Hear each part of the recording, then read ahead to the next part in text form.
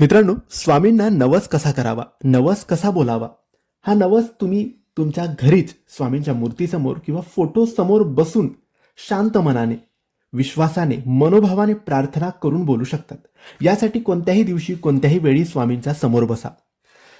तुमच्या मनात काय सुरू आहे, तुम्हाला काय हवं आहे, कोणत्या गोष्टींची अडचण तुमच्या समोर आहे किंवा कोणती इच्छा किंवा काय तुम्हाला स्वामींकडून मागायचं आहे, ते तुम्ही हात जोडून स्वामींना असं सांगा की साक्षात स्वामी स्वतः तिथे बसून तुमचं ऐकत आहे.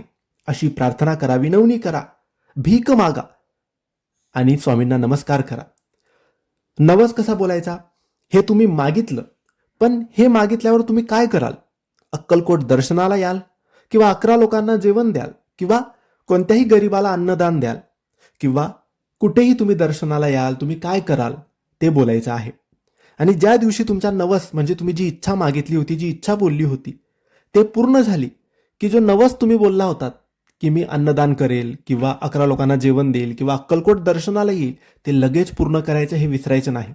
तर साध्या सरळ सोप्या पद्धतीने तुम्ही देवघरासमोर बसून सुद्धा हा नवस करू शकतात, हा नवस बोलू शकतात. धन्यवाद.